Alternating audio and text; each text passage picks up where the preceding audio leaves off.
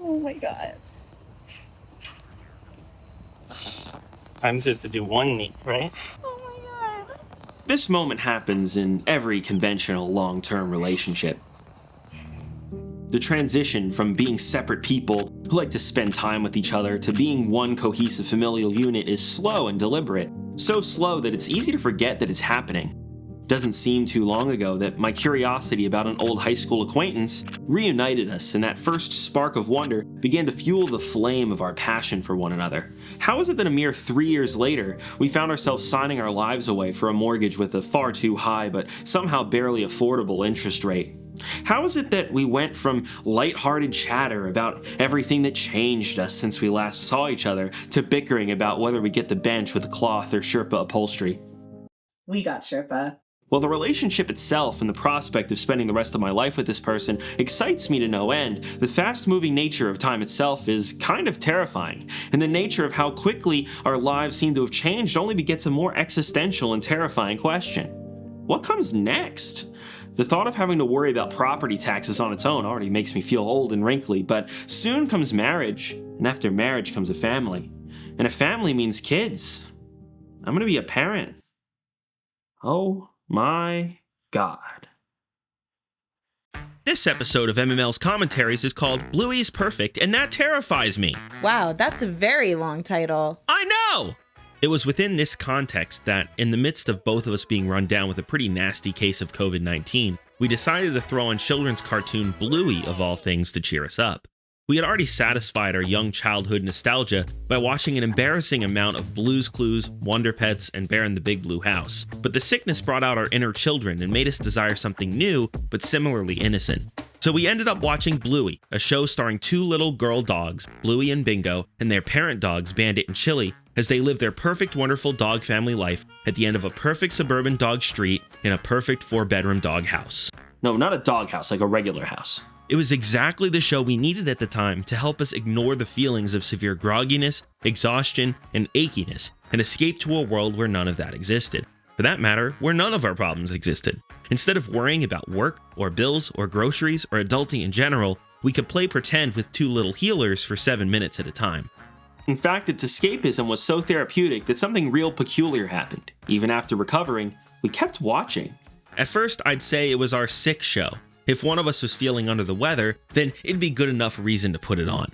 It was as if I was embarrassed to admit that I enjoyed watching a show designed for preschoolers and was scrambling for a reason to justify watching it.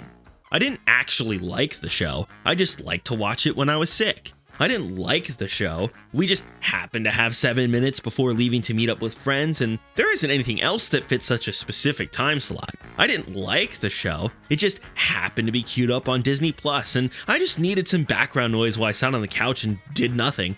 Eventually, we just grew to embrace the fact that, yes, we actually do love this kid show that much. From an unapologetically biased American perspective, it's easily one of Australia's best exports. And what isn't there to love? Each 7-minute episode is a nicely contained little story. Sometimes it's about a make-believe game that the kids are playing, either with their parents, their friends, or their extended family. Sometimes there's a chore that needs to be completed, and the kids don't quite understand why it's important, but grow to appreciate it by the episode's end. Sometimes there's a uniquely kid-like challenge that the show does a phenomenal job at making feel as large and overbearing as it feels for them. Despite starring human-like dogs, the show is otherwise far more grounded than one would expect from a show like this. Anytime a more magical or surrealist element is introduced, it's contextualized in a way that makes sense. Magic in the show doesn't actually control anything. It's just that the characters in the show buy into it so heavily that it feels real and impacts the plot. Evil fairies? They're not real either, but the characters want to believe they're real, so their actions impact the whole episode. Bingo's feather wand? It's so fake that Chili didn't even realize what was happening at first. The level of restraint shown with these concepts allows for more interpretation on the viewer's end. The dialogue and writing is also top-notch. The kids not only sound like kids because they're voiced by the children of the show's writers and staff, who go unnamed in the credits to protect their privacy. They don't just sound like kids because they are written to sound like kids. They also sound like kids because many of the stories were based on real-life experiences that many of Bluey's writers had as parents. And that's what I think makes it so fascinating to my partner and I, is late 20-something adults. They're both kids' stories and parent stories. They remind us of the fun, innocent moments of our own childhood, but also the prospect of experiencing similar moments from the parental perspective. Kids watch the show and relate to Bluey and Bingo. I watched the show today and I relate to Bandit. This old blue healer is the best father I've ever seen. No offense, Dad. Take something that many suburban parents have to do at some point: teach their child how to ride a bike. My mom actually refused to teach me how to ride a bike without training wheels because of how afraid she was of how it would go. In a move so typical of her, she waited until my uncle flew in from the other side of the country and made him teach me. My fiance told me that her dad tried to help her ride a bike, but she eventually gave up after a few tries, and no matter what her dad did, she just refused to give it another shot. Suffice to say, I'm terrified at the prospect of teaching my kid how to ride a bike. What if they get hurt? What if I push them too hard? What if they resent me because of my actions during this particularly vulnerable and seminal childhood moment? In Bluey's titular bike episode, Bluey is frustrated at her inability to ride her bicycle. She keeps falling off and getting hurt and frustrated. She tells her dad that she just wants to get it right the first time, to which he says, "That's not how the world works, kid." But then he does the best possible thing he could have done: point out all of the other problems everyone around them is having to demonstrate that Bluey isn't alone in her struggle. They see Bingo trying to get water from the fountain. They see Muffin struggling to get her backpack on. They see Bentley failing to reach the monkey bars. All of them feel just like Bluey, unable to achieve their task. As they get more and more frustrated, Bluey feels compelled to get up and help them with what they need. But Bandit stops her, confident as he is with her that they will be able to achieve their respective goals on their own. And sure enough, all three of them find a way to do it, sometimes through brute force and sometimes through a bit of creativity. And it's this that finally inspires Bluey to keep trying with the bicycle. Bandit could have verbally encouraged Bluey from the start, but it may not have resonated as deeply. He could have berated her for giving up so quickly, but it could have led to her getting even more frustrated. This situation could have been handled in so many other ways, but I fail to see one that's better. Bandit managed to somehow master the art with his first child, and he didn't even have to get off of his bench to do it. It's absolutely masterful parenting, and I can't help but feel that I will pale in comparison. Another example comes with Wagon Ride, which depicts an all too familiar scenario that most parents and chaperones have encountered. On a walk with the kids to the park, Bandit runs into some friends and neighbors and would like to have quick, friendly chats with these people as he runs into them. Bluey, however, is increasingly impatient with the frequent stops as these people and conversations are boring to her, and she just wants to get to the park. I have to imagine it'd be easy for a parent to get frustrated and lose their cool, especially after Bluey repeatedly pesters her dad to ignore all of his friends and get to the park already. But Bandit handles the situation every single time with the most amount of patience and grace possible. Every time he speaks with Bluey directly, even going down on a knee to speak with her at her level instead of looking down on her. Instead of making demands of her, he approaches the conversation as a negotiation, asking Bluey to be the littlest bit more patient for him to make him happy since, after all, he agreed to take her and Bingo to the park. He even works with her to establish a system for how she can communicate with him so that she knows that even if he doesn't like the disruption, that doesn't mean he doesn't want to talk to her or hear what she has to say. This system is something that parents who watch the show have reported to have successfully stolen for their own households. Eventually, Bluey's fixation on having to wait gets the best of her. It's then when Bandit, recognizing that Bingo has raised no such issues at all, advises Bluey to take a cue from her sister. Of course, all of the systems already put into place are still in effect, and Bluey still has every right to tell her dad how she's feeling. But by the end of the episode, she's able to figure out on her own that it's probably a better use of her time having fun with Bingo instead of sitting there groveling. In fact, she ends up not even wanting to go to the park anymore. Oh, and don't get me started on my favorite Bandit episode of the lot, Seesaw. The episode starts with Bluey and Bingo excluding their peer Pom-Pom from their laundry-themed game because she's too small. They don't do it to be mean, but are struggling to find a way to include her. After Pom-Pom runs to her mom upset at being excluded, Bandit comes up with a plan to teach the kids a lesson. And it's so hilariously brilliant that I'm in disbelief every time I watch it. See, Pom-Pom is a Pomeranian, known for being a small but hardy breed, meaning that while she is short, she's strong and, for lack of a better term, physically dense. Bandit schemes to find a way to show Bluey and Bingo that everyone has unique strengths and attributes that are worth valuing. and he does it by sitting on one end of the seesaw the girls are playing on and simply refusing to get up. In trying to weigh down the other side of the seesaw to force Bandit out of his seat, Bluey consults all of her friends and learns about all of their unique attributes. Coco is hairy, Snickers is tall, so on and so forth. But it isn't until they get all of their friends on the seesaw and Bandit is 2 sausages deep and holding 2 pet rocks that Bluey realizes that Pom Pom may be the perfect dog for the job. By the end of the episode, Bluey recognizes this strength and points it out to her friends when they try and exclude Pom Pom again. I can't help but love this clever and effective parenting and look up to Bandit immensely as a result. Perhaps a bit weirdly, he's become a bit of a role model to me for the kind of parent I want to be. And my fiance feels very similarly about Chili's role as a mom, or a mum.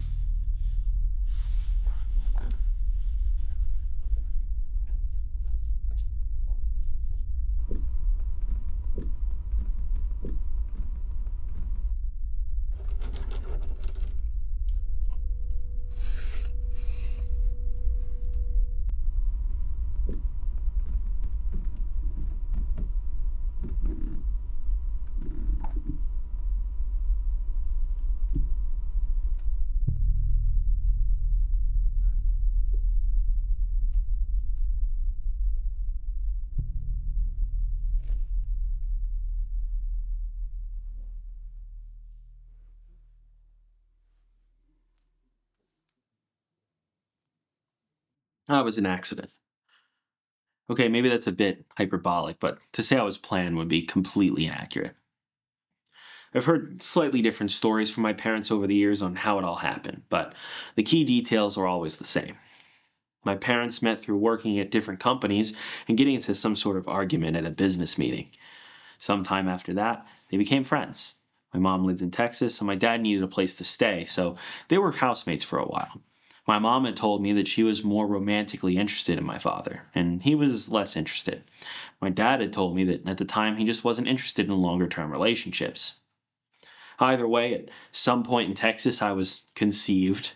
Shortly thereafter, my mom moved to the New York City suburbs for a new job. She was told for years prior that she was infertile by her OBGYN and was shocked to learn that what everyone thought was an ovarian cyst was actually a live human child.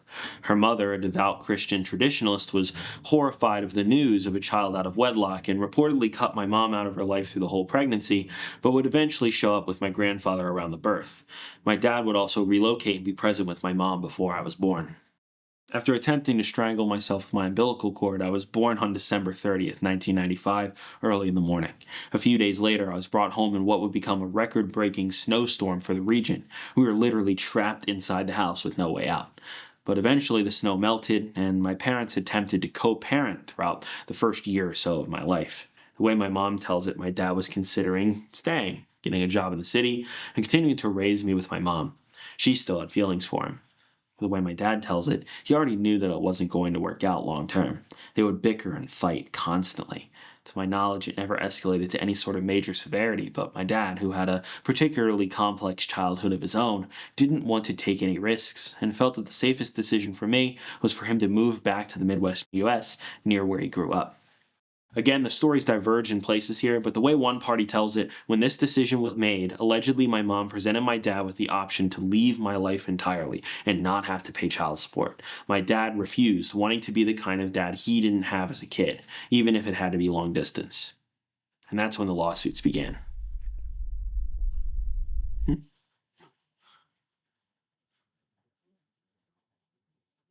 My fiancée used to be a special education teacher, and one huge problem she consistently encountered in her classroom was children acting out, being unwilling to cooperate with their peers and share.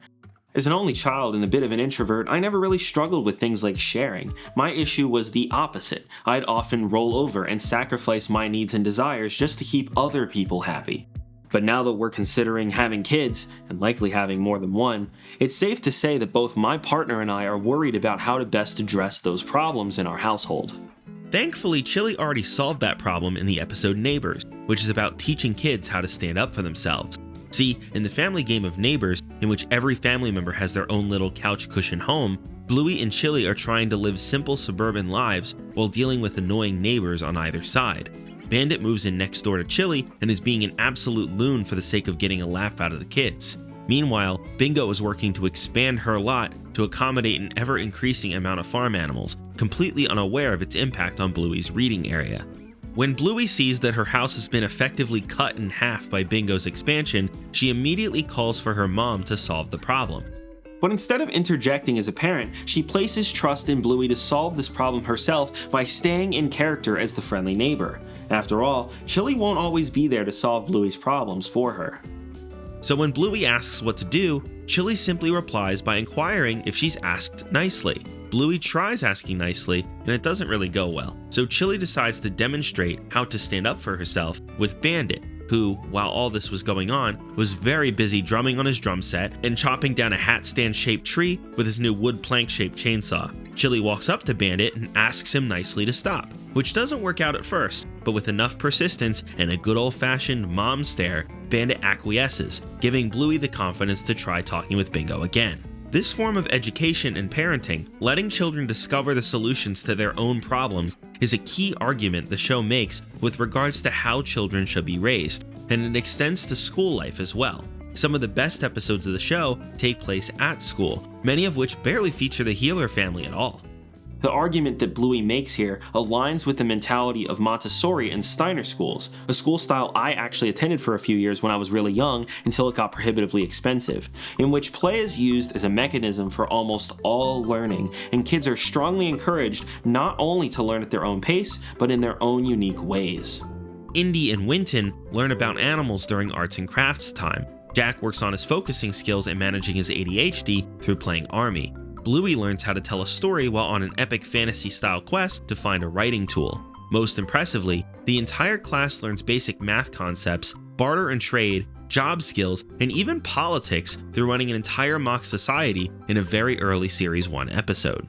Similar to Bandit as a dad and Chili as a mom, I'm convinced that Calypso is the greatest teacher ever. Imagine having a teacher whose class feels like recess all day, yet you still learn a lot. Montessori school in real life, at least for me, was far less idyllic by comparison.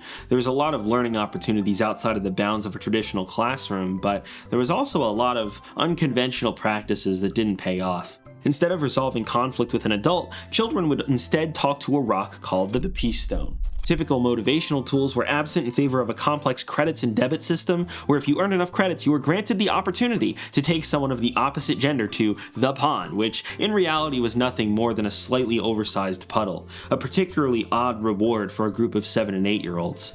My best friend and I reminisce and laugh at the countless bizarre stories from that period of our lives to this day. Meanwhile, Bluey's universe is this world where adults can seemingly do no wrong and almost always have the perfect things to say. It's not that adults don't make mistakes. Bandit can play with Bingo too hard, Chili can get a little impatient, but there are never the kinds of truly bad or ignorant parenting decisions that are seen in other kids' shows, even ones catered towards particularly young children like Bluey. It always feels as though the adults in the show know exactly what to say to help solve the kids' problems and navigate their lives. Over time, I believe the creators caught on to how much the show resonated with parents and started designing episodes with them in mind even more than they already had. Bin Night is an episode about Bingo dealing with bullying in kindergarten. In any other show, we would see Bingo in the school being called a bobo head and stubby. We'd see the impact those words have on Bingo directly, and then we'd see how Bingo stands up for herself. Instead, this episode chooses to frame the entire story around conversations with Bandit and Chili while taking out the garbage at night, and then waiting for it to get picked up the next morning. This mirrors the experience of real parents, who don't see these school encounters play out themselves and only have their children's words to go off of. Instead of getting upset on Bingo's behalf, calling the bully's parents, or getting directly involved in a way that potentially embarrasses Bingo, Bandit and Chili place trust in both Bingo's ability to stand up for herself and her teacher's ability to manage the situation. As a potential future parent, my biggest fear is that my own emotions and my own problems negatively impact my parenting. And I'm immensely envious of Bandit and Chili's ability to still have problems, but nonetheless manage to effectively parent. Typically, these sort of emotional moments manifest themselves in some sort of angry outburst or lashing out at the child's expense, but that never happens here. It's all extremely well handled and incredibly positive. In the episode Sticky Gecko, Chili is doing her best to hurry the girls out of the house to go to the park and meet Bluey's friend Judo and her mom Wendy. but Bluey and Bingo keep getting distracted, from trying to find her hat, to putting on a pair of rollerblades, to inquiring about Granddad's military service. The tension in the episode builds and builds and builds, as Chili's patience continues to be tested, but even when she reaches her breaking point, she manages to effectively keep her cool. When watching Bluey, all this feels practically effortless. Parenting and guardianship seems to come naturally, not just to Bandit and Chili, but nearly every adult present in the whole series. Any problem that any child has with their parent is typically extremely minor and almost always is resolved within the 7-minute time frame. But when I talk to real parents, be it my own, friends of mine who have kids, and so forth, I'm told a very different story. One with sleep deprivation, exhaustion, immense frustration, loads of work, and countless mistakes. I've generally always held myself to a high standard, perhaps too high of a standard, and now that I've watched this show, it will forever be my standard for parenting. I'm cursed by the perfection that the adults in this show demonstrate and doomed to never live up to it. I will never be as good of a dad as Bandit. I will never be as compassionate of a parent as Chili. I will never be as effective of a teacher as Calypso. I won't even be as good of a parent as Bluey, and she physically abused her imaginary children. And if I can't be as good of a parent as any of them, then should I even bother being one? If my kids can't get the perfect upbringing like Bluey and Bingo, then why should I even try? It's an absolutely terrifying thought, and one I've never been able to truly shake off since I started watching Bluey in my COVID-stricken delirium back in 2021.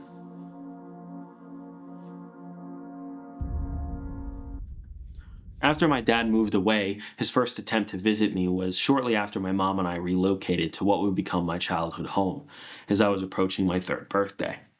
I don't have all the exact details, nor do I particularly want them, but my understanding is that it was then that all child support and co-parenting related things were sorted out in court. Visitation would be on a fixed schedule that alternated by year. On odd years, my dad would get winter break, President's Day weekend, Memorial Day weekend, and what was then known as Columbus Day weekend.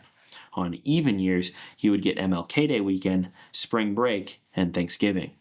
During these visits, especially on the weekend visits when it was impractical for me to fly out to him or I had other commitments, my dad would not stay in the house with my mom and I. Instead, he would book a local hotel room and I would stay with him in the hotel. That meant packing a whole weekend bag and being driven no more than 20 minutes away from my childhood home for a weekend. Summer break, typically an extensive 10 or 11 weeks in the US, varied by year. The first summer I went out to visit him, which was also to my memory the first time I went out there, period, my mom came along with me. I would not stay at my dad's home. Instead, my mom booked a hotel room in the city near the airport, and I stayed overnight with my mom each evening. The next iteration of the summer visits involved my dad flying out to the East Coast, getting a rental car, picking me up from my mom's doorstep, then shuttling me back to the airport to fly back to the Midwest. Throughout the years, there would occasionally be periodic lawsuits relating to child support payments, visitation scheduling conflicts, and plenty else. Flying on a plane by myself? That's a lawsuit. Wisdom teeth procedure in the summer? That's a lawsuit. The cost of cell phone roaming charges for calling my father while traveling internationally? Also a lawsuit. Parental contribution to my college education was 3 lawsuits that in totality cost more than my entire tuition. As a kid, adolescent, then young adult growing up under these circumstances, I simply viewed these things as normal because I didn't know a world other than the one where my parents were unable to stay in the same house and expensive lawsuits, however inefficient, solved every problem. I have incredible memories with my dad at these local hotels and traveling with him to my home away from home in the Midwest. And while my mom did have a full-time sales operations job and often wouldn't get home until late, she did her best to make up for lost time on the weekends. To my friends, spending time with me when my dad was in town was an excuse to take in all the hotel amenities. It really wasn't until I was in high school that I began to truly understand the abnormality of it all. After all, I had plenty of other friends who were products of divorce and broken homes, but none of them were anything like mine.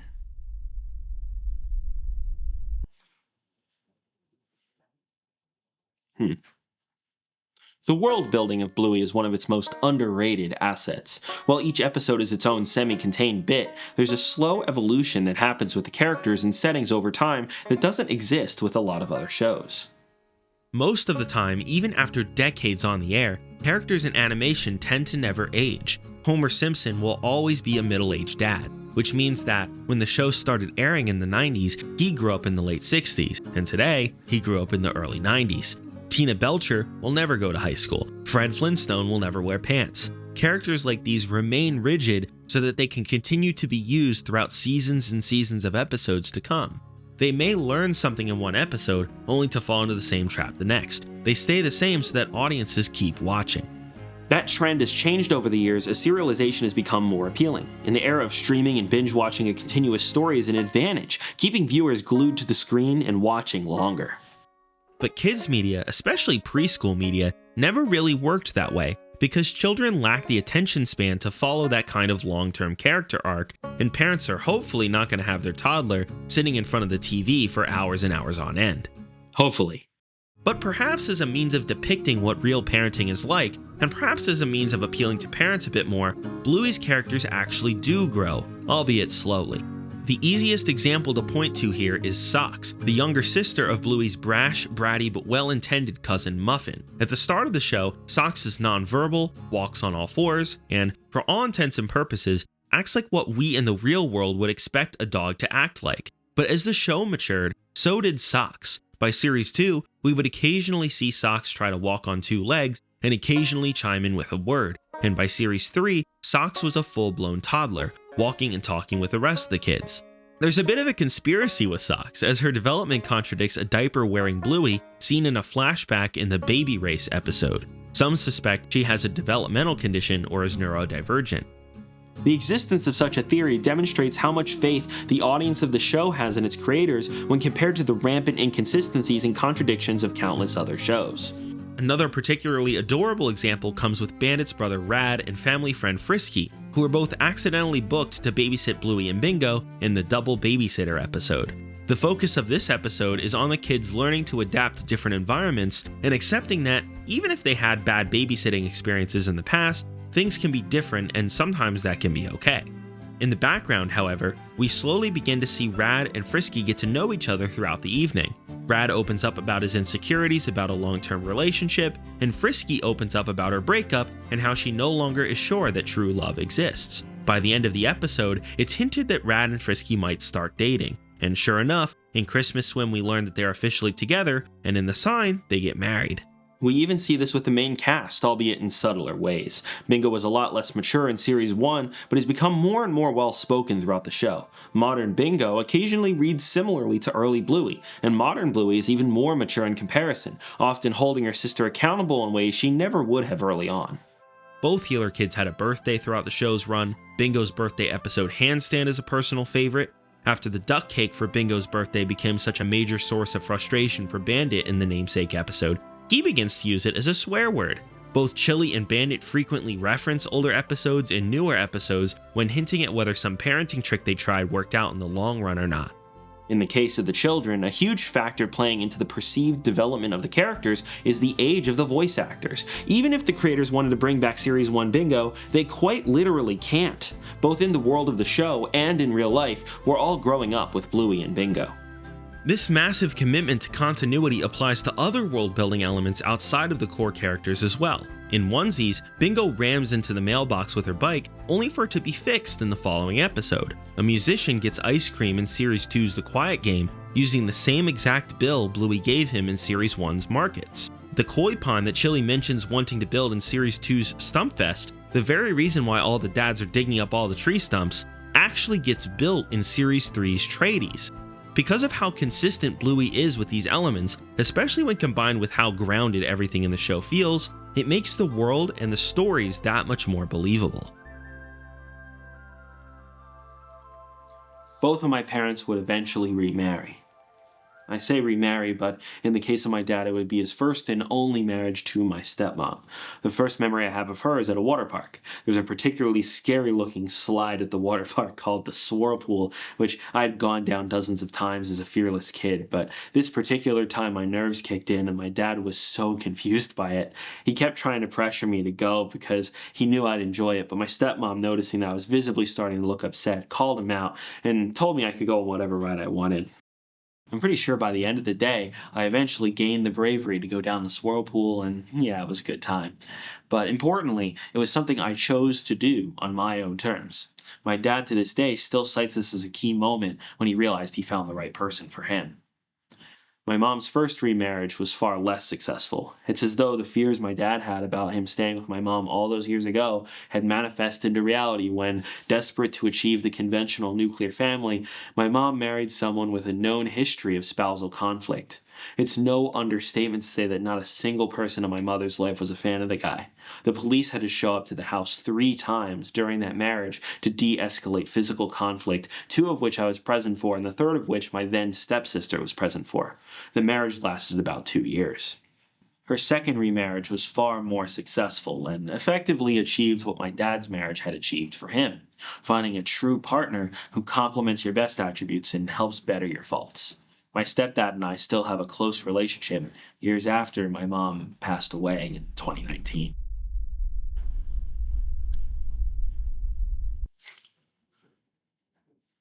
The Bluey video game released a little over a year ago, and by this point my fiance and I were all in. There was no world where we didn't buy this game. So we did, and perhaps unsurprisingly, the game is just absolutely awful. The controls are loose, the collision is spotty at best, and the whole story can be completed in a breezy 30 minutes. I had a degree of optimism that maybe a show of this quality might be able to translate to the interactive medium both more gracefully and with more care, but that very much did not happen. The most entertaining part of the game was the part that clearly was handled with some degree of passion, how flawlessly the healer home was translated to the game. In so many cartoon homes, there is no consistent layout to settings within the show outside of specific shots and backgrounds, and spaces tend to be designed around best serving plot and comedy. Bluey, meanwhile, carries over its commitment to continuity into the layout of its spaces, particularly the home. The playroom always leads to the back patio, which has a few stairs down to the yard. The front entryway always looks nearly identical across all episodes, with only minor details like toys, coats, and so forth moving around. For a while, I thought the location of the kitchen didn't fit within the house layout until I learned that homes in Queensland, Australia are frequently split-level homes with the kitchen on the 2nd floor. It was super fun to watch the show and slowly piece together this floor plan, but playing the game and actually moving about the space verified how everything fit. It felt so natural to simply walk around this home and match spaces in it to episodes we recently had watched. This is the room Bluey moved into for a single night. This is the trampoline from the namesake episode. This is the stairwell at the back of the house that was transformed into a bus. This is the couch in the second living room where Unicorse ruined a bedtime story about shoes. While not perfect, the show's not perfectly consistent either, it is nonetheless remarkable how well it all translates. This commitment to consistency helps deepen the audience's connection to Bluey's world. In some sense, it feels like a home away from home. It also brings into focus how massive this house is. Imagine having a spare bedroom with no clear function. Imagine having 2 living rooms and a separate dedicated playroom. Imagine having 2 patios. Imagine having enough indoor and outdoor space to host this many people for a kid's birthday party, not to mention a whole wedding. For that matter, imagine having a pile of toys as large as the Healer kids. Wow! How much money does this family have? Bandit's job is as an archaeologist. It's absolutely hilarious to have the show's dog patriarch study bones for a living. We never really see him at work, but it's at least somewhat apparent that he has work to do for his job. Sometimes he'll work from home, other times he'll need to leave, and one time he took perhaps a bit too long to tell Bingo that he has an extended business trip to go on. That said, his commitment to his job seems to be far more laissez-faire than any job I've ever worked or heard about. Bandit will routinely stop working from home to play with the girls for upwards of an hour. In the trampoline episode, he stays behind and plays several games with the girls despite already running late. He also very frequently drops off and picks up the girls from school, which means he's able to cut his workday short to take care of his children. I could never imagine being able to do that in my current job, especially not to that degree. Chili, meanwhile, is a bit more of a mystery, but according to the Bluey website, she works part-time in airport security, perhaps a play on K9 dogs being used in customs. She mentions work and her boss only very occasionally, and even more so than with Bandit, we never see her at work. She allegedly stopped working after having Bluey and only recently got back into going to work. The only assumption I can make from this is that Bandit's salary has to be quite healthy, but again, he also seems to have a lot of freedoms and liberties with his job that most don't, especially in middle management and higher pay grades.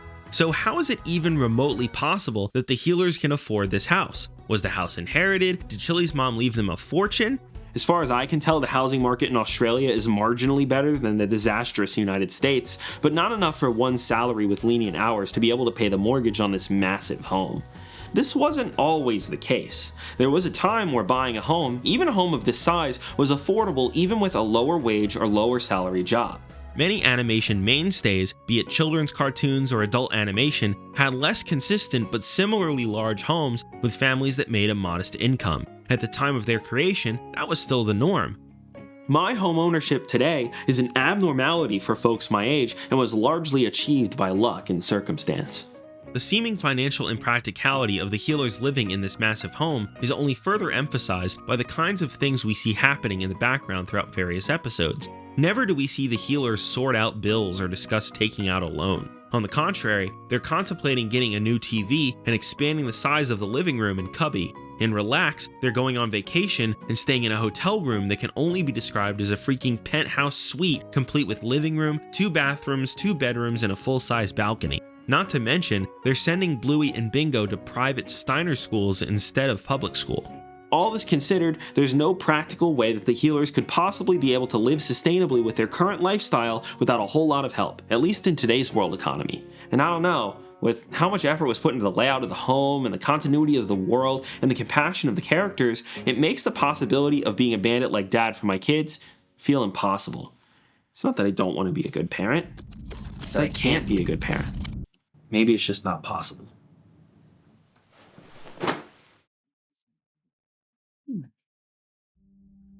I think the reason that I admire Bandit as a father might be less because of his actions as a father and more because of how it impacts his children so positively. There are a lot of similarities between the lives of the Healer children and my own. Like Bluey, I was afraid to go to the movies. Like Bingo, I sometimes found it difficult to entertain myself. Like Muffin, I allegedly was not great with naps. And like Socks, I didn't talk for a very long time. Their Steiner school experience mirrors my own experience in Montessori school. My childhood home, while not nearly as large as the Healers, still was impractically large for just my mom and I, and still too large when various stepfamilies moved in. I didn't have a younger sibling, former step-siblings notwithstanding, but I still liked to play games, even if they were perhaps a bit more goal-oriented than those of Bluey and Bingo. Despite all that, there was always this cloud over my childhood experience. As my parents' relationship worsened, it would grow darker. Eventually, I'd be writing 2 lists to Santa Claus to celebrate Christmas. I'd be instructed by my mom to subliminally mention random minor expenses on the phone, as if that would somehow convince my dad to give her free bonus money. When one of my dad's return flights got canceled, I would fly on a plane by myself for the first time against my mom's wishes. I would have to effectively make moral decisions and pick sides on the fly at a very young age, often siding with the parent I was with simply because it was easier. This would go as far as affecting my day-to-day mannerisms and behavior. Both of my parents would observe clear differences in my behavior when I was with them in person, when opposed to talking to them on the phone with the other parent nearby. I have to imagine this change in behavior increased both of their anxieties about my general well-being and happiness when at the other parent's home, increasing their hostility towards each other in the process. Maybe it was the COVID brain, or maybe it was the emotional sensitivity that came with the pandemic in general, or maybe I was still grieving the loss of my mom a few years out. But I realize now that watching Bluey maybe wasn't so much a reflection of the parent I want to be, so much as the childhood I wanted to have, but never exactly did have. My standards as a parent are only so high because I want to do better than my parents did, just as they wanted to do better than their parents before them. There's a reason why the episode Sleepy Time is as lauded as it is. Typically, children's show episodes like this win awards and are praised because either they're especially funny and clever or teach a valuable lesson through powerful writing and character moments. Sleepy Time, while both funny and effective at teaching a lesson, doesn't do either of those things in particularly notable ways. The episode focuses on Bingo, who is struggling to sleep by herself and has gone to her parents' room every night for the past little while. After finishing a bedtime story and a little book about the planets, Chili assures Bingo that even though she wants to sleep alone, the parents' door is always open and that it's okay if she wants to sleep in their room. Bingo begins to dream about hatching from Earth, akin to the baby chick from her bedtime story, and exploring outer space. As an audience, our perspectives shift back and forth between what's happening in Bingo's dream and what happens in real life. Bingo's exploration of the great beyond in her dream, accompanied by her trusty stuffed rabbit Floppy, is in actuality her unknowingly sleepwalking and eventually making her way to her parents' room. Bluey's own nighttime antics result in her making cameos throughout Bingo's dream. Both of them playing and jumping around on Jupiter results in Bandit in real life getting kicked off of his own bed. As the dream continues, all 4 members of the Healer family end up in different places throughout the house, with Bluey and Bandit ending up on the floor in the main bedroom, and Chili ending up in Bluey's bed, being unable to sleep with everything going on in the other bedroom. But she's woken by Bingo crying in her sleep. She dropped Floppy at some point while sleepwalking, and in her dream, it's manifested by a sorrowful goodbye as Floppy goes on his own adventure. But suddenly, in the dream, a comet picks Bingo up from under, blasting at light speed towards a light in the distance that's revealed to be the sun. Jumping off and landing on Mercury, she takes in the comforting warmth of the sun, revealed to be a hug from her mother. Bingo tells the sun that she has to go be a big girl now. The sun, Chili, replies that even if Bingo can't see her, she will always be there for her. Because I love you. Having lost my mom only 2 years prior, that line broke me. In her dream, Bingo floats back to Earth, where her space adventure started, but having hatched from it at the start of the dream, the planet is in pieces, and Bingo struggles to put it back together. In the real world, after putting Bingo to bed and waking up from her room, Chili notices Floppy on the ground where Bingo dropped her, and brings him back to the sleeping Bingo. Floppy shows up in Bingo's dream with some new friends, and helps put the shell of the Earth back together, so Bingo can rest. There are moments when, even as an adult, I wish life could be as comforting as the end of Bingo's dream. Warm like a hug, with reassurance that no matter what, everything will be alright, because my mom would always be there. But that's not true. And while I'm grateful that my dad, stepparents, and plenty other family are still around, nothing lasts forever. I certainly had numerous privileges as a child and would never claim that my situation is the worst case. Parental conflict and, in worst cases, domestic violence is far too common and disproportionately affects lower income and minority populations. After leaving my childhood home and being exposed to the world outside of my middle-class bubble, I often felt as though I couldn't or shouldn't share my experience with others because, comparatively speaking, it's easily on the milder side of the scale. That said, relatively mild as it may be, Bluey feels like a fantasy in comparison. Bluey and Bingo never witness their parents fight outside of the occasional bickering and teasing. That house, that school, that lifestyle is not only a dream in its financial impossibility in the modern era, it's also a statistical dream, as the chances that the real problems that come with living in our world, whether domestic, societal, or otherwise, are effectively completely absent from these children's lives are effectively nil.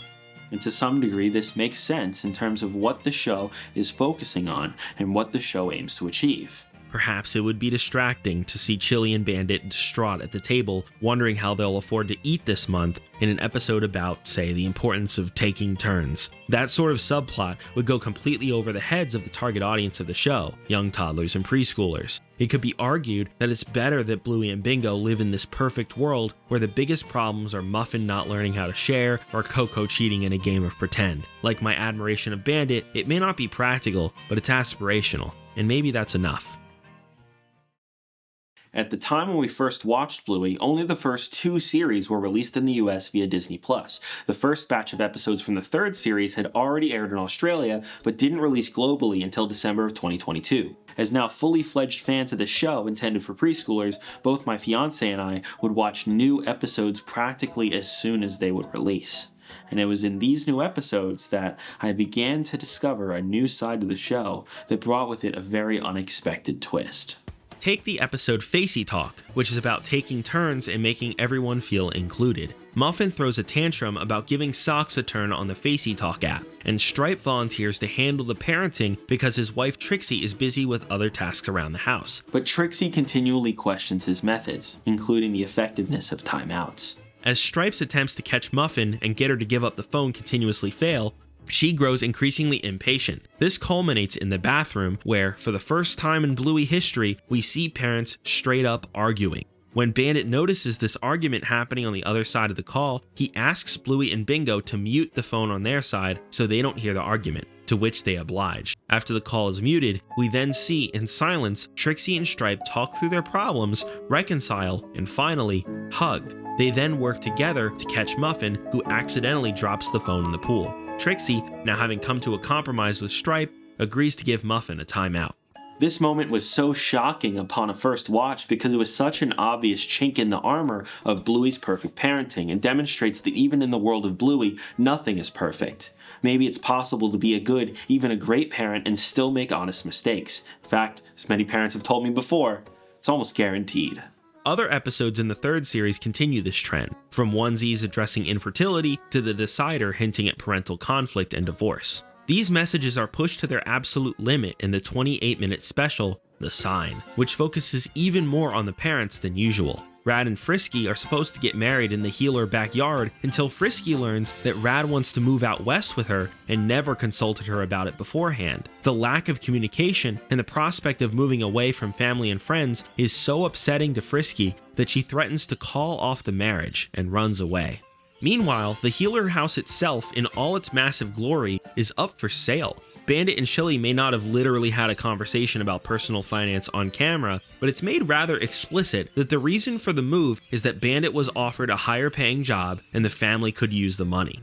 This plot thread in and of itself plunges Bluey's world down far closer to reality, and that reality absolutely crushes its titular character. Chili tries to console her daughter throughout the episode, but eventually completely breaks down and admits that she doesn't want to move either, and confesses that it's hard to know what the right thing to do is. Sometimes as a parent, there is no right decision. Sometimes being that perfect parent is impossible. The only real character growth from the child characters comes within Bluey, as she processes the idea of the move. When she announces to the school that she's moving, the whole class howls in sadness, but Calypso advises Bluey that while it's okay to be sad, it's important to have faith. She tells a story of a farmer whose neighbors keep reading into particular events as either being good fortune or bad fortune, but in response, the farmer simply says, "We'll see." Calypso encourages Bluey to take the approach of the farmer and trust that everything will work out. Bluey struggles with this. After all, she's only 6. But by the time Bingo discovers that yes, selling the house does in fact mean you have to move out, Bluey is able to approach Bingo with a newfound sense of maturity about the situation, even if she isn't thrilled about it either. Meanwhile, Frisky as an adult handles her situation with far less grace, escaping to a park where she, Chili, and their friends would think. And effectively running away from her problems. In her defense, this was sprung on her with no warning, and Rad didn't communicate with her beforehand. This depiction of spousal conflict is even more apparent than what was seen in Facey Talk, and the amount of screen time it's given is staggering. Thankfully, Rad shows up, apologizes for his actions, and the two reconcile, later announcing at their wedding that they are no longer moving west and are staying local. Having witnessed Rad and Frisky's compromise and how upset his wife and children are about leaving, the pressure of trying to do the right thing for his family builds and builds within Bandit until the climax of the episode when Bandit gets a call from his realtor with news that the sale fell through. This outcome was actually foretold through a number of coincidences throughout the episode, which lead to the prospective buyers getting a sign that maybe they should buy Winton's dad's house, the house with the pool, instead. This news leads Bandit to effectively say screw it, dramatically pulling the sign out of the ground, throwing it on the street, and deciding that the Healer home is no longer for sale. Maybe it's not the right decision in the long run, maybe it's a mistake, but it feels right for now. Maybe that's all that matters. Upon its premiere, one of Bluey's greatest strengths was its length. The short, concise 7-minute episode duration provided a brief respite from life's problems, in effect, a short game of pretend with our two favorite healers. Years later, at the end of its third series run, Bluey became the exact opposite, a heartfelt, earnest dive into the realities of childhood and parenthood, the problems real families face, and how they're addressed. A show more than willing, at least on occasion, to take the extra time to illustrate the complex issues that come with mere existence, just with an Aussie canine twist and an extra squeeze of optimism for taste. It's astounding that this material is present in the show in any capacity. In countless ways, adding these elements to the show is a creative risk that potentially jeopardizes its success. If even one of these examples becomes too explicit or too concerning, it potentially harms the experience watching the episode has on children. This actually happened with the first airing of Exercise, where an opening scene depicting body insecurity was deemed to maybe be a bit too explicit for the show and was later cut.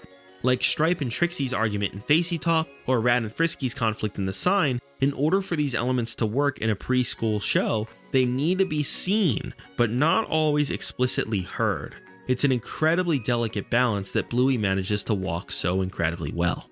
And again, they don't need to be here. Ideally, these elements are effectively invisible to preschoolers and add little value to their viewing experience. But they're there anyway, because it makes a massive impact on expressing the show's emotional truth about parenting, that these problems are real but don't have to be at the forefront of the story and don't have to negatively impact the child's outcome. Especially as these newer episodes release, it's become more apparent that expressing this message to parents is almost as important as the show's primary goal of entertaining and teaching positive lessons to kids. And with the announcement that Bluey will be pursuing even longer formats with a full-length feature currently in development, my hope is that it continues to strike this incredible balance. My personal favorite episode of Bluey is called Space. Like a few other episodes before it, it doesn't feature the core Healer family in any starring capacity. Bluey only makes a brief cameo towards the end. Instead, the episode focuses on Rusty, Jack, and Mackenzie as they play a make-believe game where they pretend to be space explorers. In the game, Rusty is the captain, Jack is the navigator, and Mackenzie is the chief scientist, whose role is to fix things and figure stuff out. Problem is, Mackenzie seems distracted. We see him holding his arm, looking away from his friends, occasionally lashing out, and it's unclear why. As Mackenzie starts to work on the ship, the group considers whether to go to Mars or a black hole. Mackenzie seems more interested in the black hole, mysterious, dark, and foreboding, but the others prefer Mars, and the decision is made.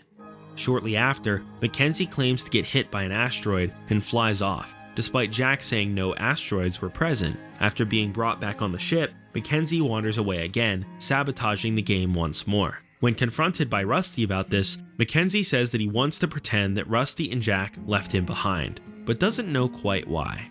It ties into this feeling of distraction that Mackenzie has, this feeling of melancholy that he can't quite place.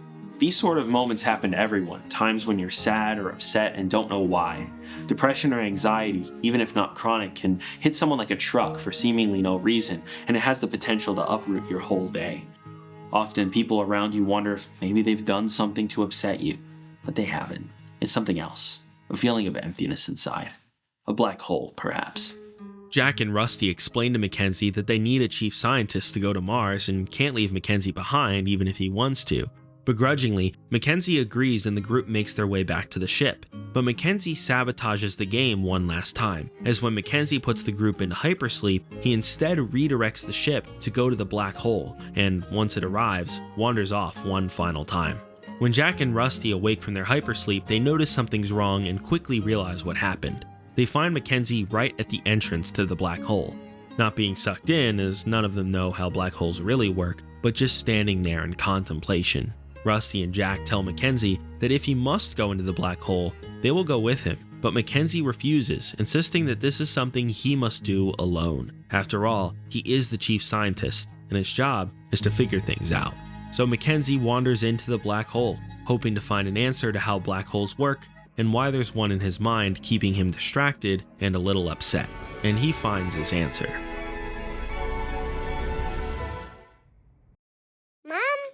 Mackenzie has some abandonment issues. One memory in particular is most vivid, but the fear of being left behind ties back to multiple memories. In the background of this dream-like vision, some shopping carts and grocery aisles can be faintly seen. Feeling lost in a confusing and foreign place is a common experience for children as they develop. The grocery store in particular is a frequent culprit for such an experience with its similar-looking aisles and numerous patrons. The core memory experienced here is on the surface incredibly benign. Mackenzie comes out of the slide and for the span of maybe a second or two can't see his mother until she calls out to him. Mackenzie's mom did nothing wrong, and there's no way she could have possibly known that this experience stuck with her son for this long. I have plenty of seminal moments that seem completely benign but frequently revisit my memory for seemingly no reason. This one is similar. Mackenzie's trauma, minor as it may be, was not something that could have been easily prevented. No amount of parenting can change the fact that people are different, have different sensitivities and emotional responses, and are rarely perfectly logical or consistent. It's those differences that make us human, that make all of us interesting as individuals. If it wasn't this moment, it almost certainly would have been another. After reliving this memory he just unlocked, suddenly Calypso appears in Mackenzie's vision. Her advice is simple. Now that you know what's here, you don't have to be here anymore. Let go of this memory and make peace with what happened. It's not always easy to do that. People hold grudges. People don't always forgive. Sometimes experiences are so severe that to some they may be unforgivable. But in many cases, for me, I don't have to be here. Hey, wake up. So Mackenzie leaves this memory, now on the other side of the black hole in an alien world, but it's okay because even though Rusty and Jack said they would let Mackenzie go alone, they could never really leave their friend behind, even if they don't fully understand what he's going through. They perform a swift rescue mission, pulling Mackenzie away from the aliens and back to the ship. Mackenzie rejoins the game with a newfound sense of confidence and presence in the moment.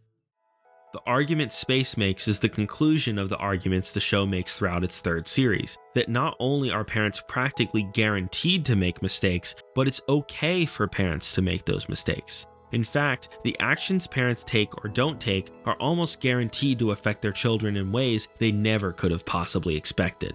I forgive both of my parents for the problems that I faced throughout my childhood, but like Mackenzie, I don't need to be in that place anymore. Instead, I now choose to focus on the things that are even more important, all the things they did right. My dad worked as a freelance contractor and consultant through most of my youth, which permitted him to get most of his work done early in the morning whenever I visited, specifically to spend the rest of the day with me. Back when I was obsessed with Thomas the Tank Engine, my mom would stay up late into the night rearranging the tracks every week because she knew how happy it'd make me the next morning. My dad taught me to stand up for myself and express my feelings to others. My mom may not have taught me how to ride a bike, but she taught me how to tie my shoes, dress myself, clean up after myself, and generally be a presentable human being. My dad taught me how to write, frequently being a second eye on both school writing projects and personal writing projects from my childhood. My mom encouraged me to learn the piano, join concert band, and partake in other creative clubs and activities. My dad is a huge reason why I fell in love with film, television, and music. My mom got me a Game Boy Advance when I was 6, which started a ripple effect that eventually led to me making media analysis videos on the internet. It's these things and the countless memories we made that matter most, those experiences that helped turn me into the person I am today. My parents weren't perfect. None are. But they tried their best, and I not only respect that, I'm eternally grateful. All I can hope is that as a parent I can achieve what my parents achieved. That doesn't mean I'll do everything the same way. I guarantee I won't. That doesn't mean it won't be difficult. If there's one thing I know for sure, it's that.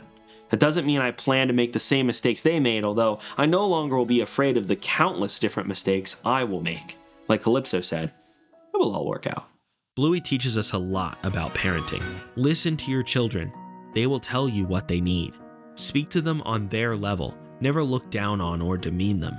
Give them the same level of respect that you would give any fellow adult. Let them learn things organically. Encourage them to imagine and create and discover through play. Let them make mistakes. Let them express themselves, even if it's something you don't fully understand. Learn from them, because there's a lot to learn. But most importantly, there is no perfect parent, and it's okay to make mistakes. Have patience with yourself. Permit yourself some grace, and know that earnestly trying your best, no matter the circumstance, is enough. I'm not planning to be a dad just yet, but I will soon enough. I'd be lying if I wasn't at least a little bit nervous about being a parent. It's the biggest and most important job I will ever have. It will be a privilege to serve my children and see what wonderful people they grow up to be. But I think being nervous is okay. I know that I'll try my best. No one can truly prepare for what parenting will bring. And even more importantly, I'm not alone. I have the privilege of having the best person by my side to join me on this parenting journey. I may not be Bandit and she may not be Chili, but that's okay. I'd rather be Matt and Joey and see what kind of parents Matt and Joey can be. For real life? Yes, for real life.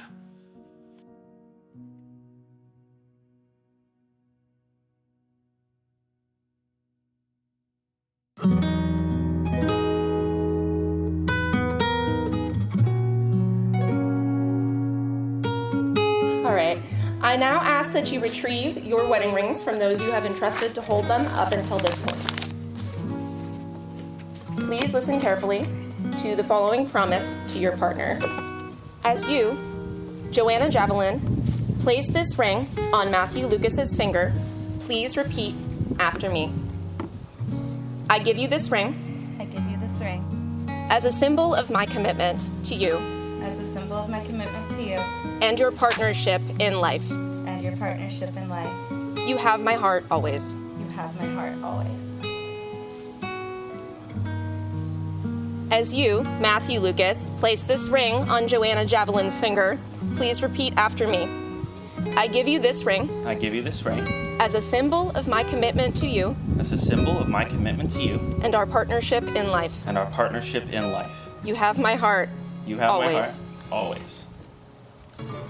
All right, you can hold hands once you've got that ring on her finger. As you hold hands here today, please enjoy and appreciate the gift that these hands are to you. These are the hands of your best friend. Full of love, you hold your partner's hands on this wedding day as you promise to love each other today, tomorrow, and forever. These are the hands that will work alongside yours as together you build your future. These are the hands that will passionately love you and cherish you through the years, and with the slightest touch, comfort you like no other. These are the hands that will hold you when fear or grief fills your heart. These are the hands that will wipe the tears from your eye, whether they be tears of sorrow or tears of joy. These are the hands that will tenderly hold your children. These are the hands that will help you hold your family together as one. These are the hands that will give you strength when you need it. And lastly, these are the hands that even when wrinkled and aged, will still be reaching for yours with that same unspoken tenderness. It can't be stupid if you're falling in love with each other, and continue to do so every day. Having witnessed your marriage vows, along with all who are assembled here today, it is with great joy that I now pronounce you legally married. You may kiss the bride.